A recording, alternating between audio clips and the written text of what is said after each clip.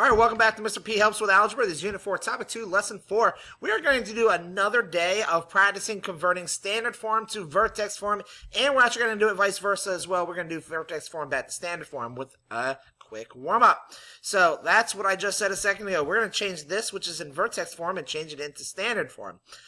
Both quadratic equations. So x minus 1. I'm going to break this down. We're going to use the order of operations for solving expressions, which you probably already know, but if you don't, it's parentheses, exponents, then you do multiply and divide from left to right, and then you do addition and subtraction. That is always done last. So according to the order of operations, I have to do what's in the parentheses first. So I'm going to do what's in the parentheses, which I need to square them by itself. I can't do x minus 1. I can't do what's in the parentheses because I don't know what x is. So I'm going to go to exponents. So I'm really going to do x minus 1 times x minus 1. Now I'm going to bring everything else down, bring down that minus sign. And then I'm going to use a process called FOIL. First, outers, inners, last. And that's going to change. So x minus 1 times x minus 1 is going to give you x squared minus 2x plus 1. Because that's what you get after you FOILed the two parentheses. All right, so now I've got what's in the parentheses here, and then the next thing I'm going to do is multiply it by the negative 1. Now, I know you're thinking there isn't a 1 out there, but anytime there's no number on the outside, you assume it's a 1, because that's anything times 1 is itself, the identity property of multiplication. So negative 1 times everything makes it negative x squared plus 2x minus 1. Bring down the minus 1. Now the parentheses are gone because I've done the multiplication. So the last step, the only thing I need to do now is I need to combine like terms. So the answer is negative x squared plus 2x minus 2, because negative 1 minus 1 more makes negative 2. All right, so let's take a look at the next question. So x minus 2 times x minus 2. I'm going to skip a little step here. X minus 2 times x minus 2, that's a perfect square. And you might already know this, but perfect squares can be simplified pretty easily. This is going to end up giving me x squared minus 4x plus 4. Now, if you don't already know it, I'm going to tell you how I did that pretty easily. The x times itself is x squared. The negative 2 times itself gives you the 4. And when you multiply the two numbers, that's like the outer and inner of FOIL, that gives you negative 2x. But if you double it, because there's an outer and an inner, you get negative 4x. All right, so the next step is to multiply. So we get 2x squared minus 8x plus 8. Then simplify, combine the like terms at the end. So we get 2x squared minus 8x plus 5. All right, last but not least, over here, x plus 4 squared, just like I did in the last one. That's going to give me x squared plus 8x, doubled it, plus 16, and then plus the 4 on the outside. So now I'm pretty much done. X squared plus 8x plus 20 is the answer. All right, so let's get into, now we're going to do it the other way around. So now we're given standard form, and we want to turn it into vertex form. And part of the way that helps us do that is by making area models and doing what's called completing the square. So I'm going to take the pieces that they gave me, which is 1 flat x squared, negative 4 x's on both sides. Remember, I'm trying to make a square. So if I have 8 longs, I'm going to put 4 on each side. Then I ask myself, well, how many little tiny units would it take in order to complete that square? Well, it takes 16 of them, because a negative times a negative is a positive. It's going to take 16 positive units in order to complete the square. But we don't have 16. But if we did have 16, that would be a perfect square of x minus 4. So I'm going to start off with that. And let's assume I did have all 16 pieces, but I don't. So I'm going to fill in all of these pieces except for one little block. That one little block I didn't have, to make up for it, I'm going to have to put minus 1 on the outside, because that makes up for the one block that I didn't have. So I have enough pieces for all of this except for minusing the one I did not have.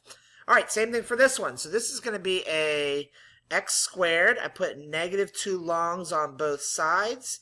And how many longs would that mean? I'm sorry, how many units would I need in order to complete that square? I would need 4.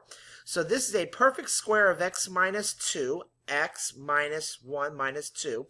So you can see the distance from here to here is x minus 2. That's an x, that's a 1, and that's a negative 1 as well. So that's where the x minus 2 comes from. So that's x minus 2 squared. But I'm also missing the 4 units it takes in order to complete the square. And there you go. You got vertex form. Put a 1 outside if you want to. let's forget about the units for right now. So if I've got 1 flat and I've got 8 long, so that means 4 on each side. I think you should be able to visualize that because I did it on the first question. I would need 16 units. So that's going to be a perfect square of x plus 4, kind of like we did on the first question. But this time we've got 18 units. So we've actually got 2 units left over. So 2 units left over means we just add 2 at the end because this represents 16 units plus 2 more makes 18 units. All right, so the next one, this is going to be a perfect square of x plus 2 squared. Now, just like this one, I would need 4 units to complete that square, but I've only got 3, so I've got to take away 1 that I don't have.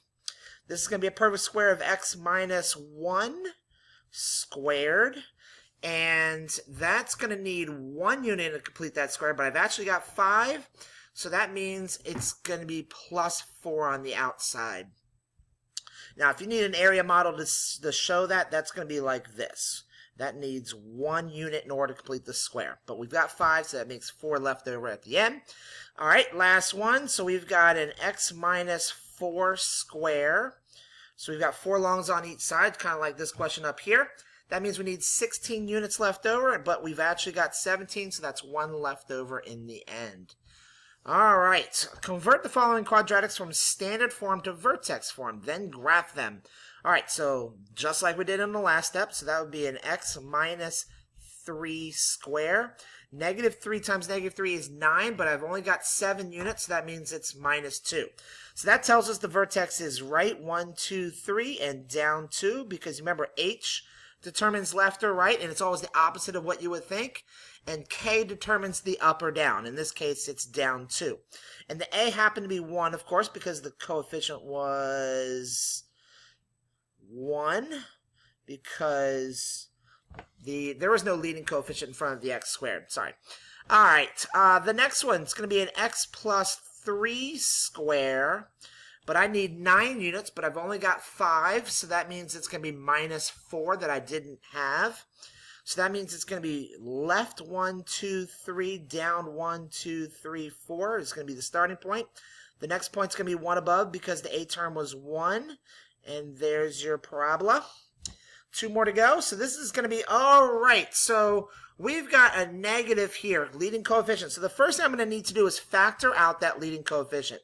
So put the negative 1 on the outside. That makes x squared minus 4x plus 1. Now, once I've got my leading coefficient to 1, now I can do the same thing I did just before. So this is going to be negative 1 times. So let's leave that alone. X minus 2 squared, because that would be the perfect square using 4 red longs. And then negative 2 on each side will require 4. That will require 4 units, but I've only got 1, so that's a minus 3 on the outside. Okay, so that means right 2, down 3, 1, 2, 3. That's right there. But this time the a term was negative 1, so it's going down like such. All right, last example. Another example with a leading coefficient of negative 1. So the first step we need to do is factor that out. Divide everything by negative 1. That turns this into an x squared. That turns this into a positive 6x, and that turns this into a positive 7. All right, so now let's ignore that negative 1 on the outside, and let's just factor this. So if I've got an area model, like I didn't do on the previous question, maybe you need to see it. I've got 6 long, so I'm going to put 3 on each side, and then ask myself, well, how many units would it take? A 3 by 3 would need 9, but I've only got 7. So this would be a perfect square of x plus 3. But I need 9 units to complete this square, and I only had 7, so that means I got to take away the 2 that I did not have. All right, so now let's graph it, and then we're done. So that's left 1, 2, 3, down 1, 2. And then once again, it's got a negative a term, so that means the parabola is facing downward. It's got a maximum, not a minimum. All right, so I think we're ready for the homework. So it's completing the square. So if the b term is negative 10, half of that is negative 5. Multiply it by itself will require 25 units. Half of 12 is 6. Multiplied by itself makes 36. All right, I am quickly noticing that this is the exact same homework that I went over in the last video. So I would just check the last video because you remember I struggled with the 15. That's half of that is 7.5.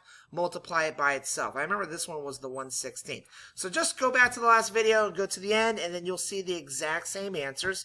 Now I'll talk about it as well since I'm at 10 minutes. If I want to find the b term, I take the square root of the c term, which is 4, and double it. So that's why this is 8. Square root of 9 is 3. Double it makes 6. Square root of 49 is 7. Double it, you get 49.